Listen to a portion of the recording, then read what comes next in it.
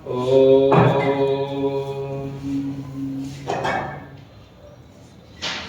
धृतिक्षमा दम अस्तेयं शोचमिन्द्रियनिग्रह धीरविद्या सत्यं क्रोधो दशकं धर्मलक्षणम्। नमस्कार आप सभी को। आज धर्म के जो लक्षण हैं 10 और यम नियम ये भी 10 हैं, ये भी धर्म के लक्षण में ही आते हैं। इनका पालन करना धर्म का पालन करना है। और धर्म के 4 स्तंभ सत्य, दया, दान, तप। तो हमारे जीवन से ये कैसे दूर होगी? सत्य दूर ही चला गया, दान, दया और तप हमसे कैसे दूर हो गए? सतयुग में 4 थे, त्रेता में 3 रह गए, द्वापर में 2, आज कलयुग में 1 ही है। और आगे बढ़ेगा तो ये भी कम है। तो देखिए हमारे जीवन में सतयुग, त्रेता, द्वापर ये हमेशा रहते हैं। सुबह से लेकर शाम तक हम सतयुग में भी जीते हैं, द्वापर में भी, त्रेता में भी। हमें विचार करना है कि कैसे पता चले कि हम सतयुग में जी रहे हैं, अब द्वापर में जी रहे हैं, त्रेता में जी रहे हैं।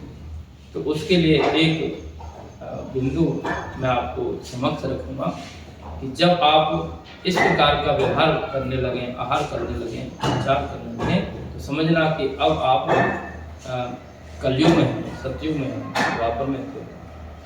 वैसे जो ये प्रकृति है इसमें भी सुबह से लेकर शाम तक, रात्रि आदि में प्रातःकाल ब्रह्म होता है तो सतयुग होता है, उस समय शांत मन होता है, मध्याह्न में त्रेता होता है, शाम को द्वापर और रात्रि में फिर कलयुग।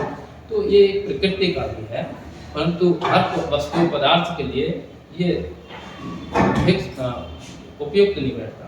कुछ चीज़ों के लिए प्रातःकाल का समय कलयुग बैठता है, कुछ वनस्पतियों के लिए रात्रि का समय सतयुग है। बहुत वनस्पतियाँ होती हैं जो चांदनी में ही सुखाई जाती हैं, बनाई जाती हैं, कुछ है जो दिन के प्रकाश में बनाई जाती हैं। तो सबका अलग अलग हो सकता है।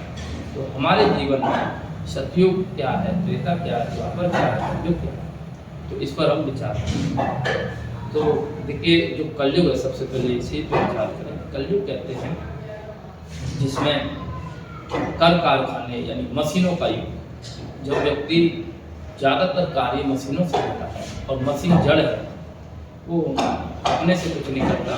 और ज़्यादातर लोग जब इस विकासवाद में, और विकासवाद में भी साम्यवाद ले आते हैं, सब लोग समान मशीनों का उपयोग करने लगते हैं, तो फिर इंसान की ज़रूरत कम पड़ती है, तो सारा काम मशीनें करती रहती हैं।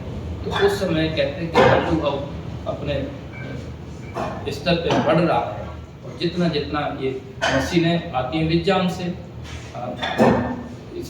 संसार में प्रकृति के द्वारा छादन करने से, तो उस समय जो है हम कलयुग में जीते। अब कैसे? क्या मशीनें नहीं होनी चाहिए? हमारे जीवन को आसान जीने के तरीके को, हमारे सुख को मशीनों ने तो आसान किया है। मशीनों पर हमारा जीवन निर्भर है।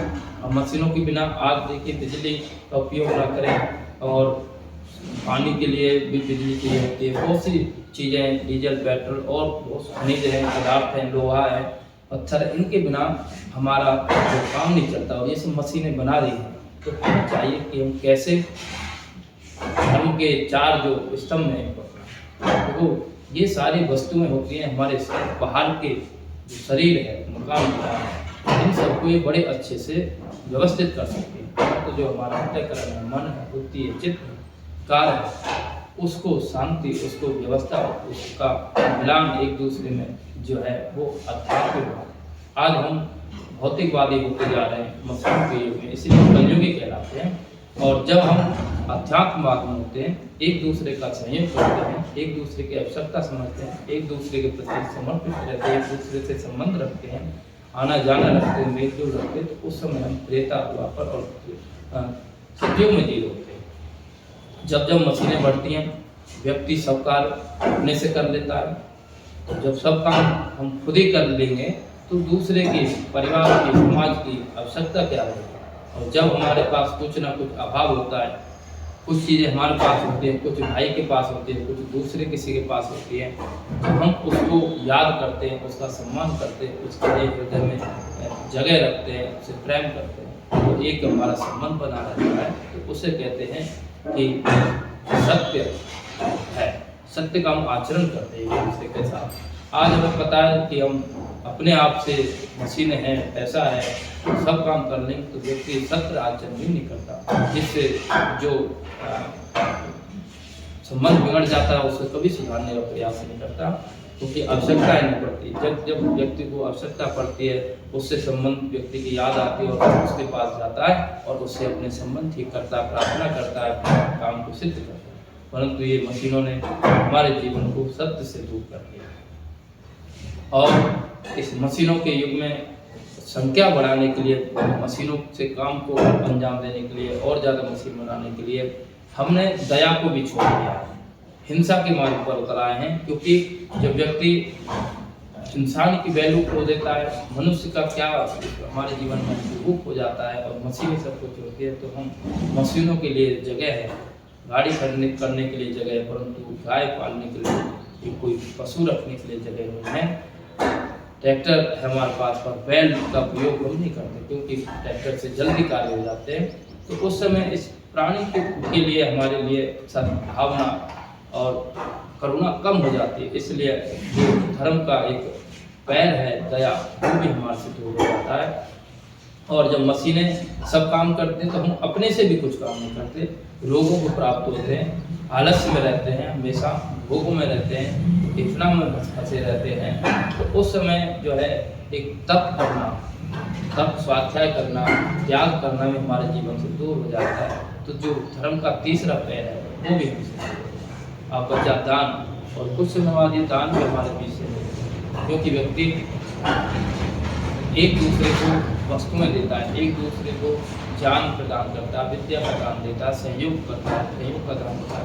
और कुछ समय ऐसा आएगा कि ये सब कुछ मशीनें ही करेंगी, किसी को किसी की आवश्यकता नहीं होगी, कोई किसी से दान ना लेगा ना देगा, क्योंकि दान सामाजिक कार्यों के लिए, परोपकार के लिए दिया जाता है। परंतु कुछ समय बाद सारे ही काम मशीनें करेंगी, तो फिर कहेंगे कि कलयुग आ गया, मशीन का युग आ गया, इंसान भावनाओं का, अध्यात्म का कोई महत्व नहीं था।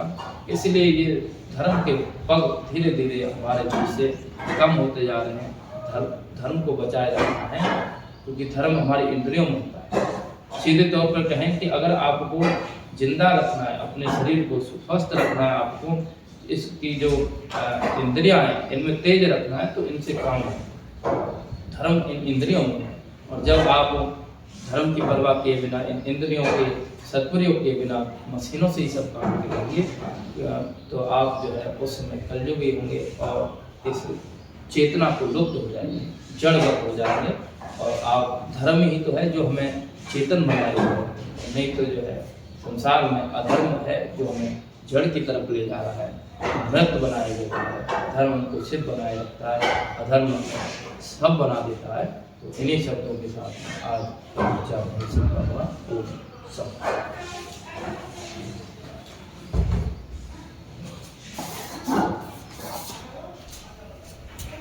ये तो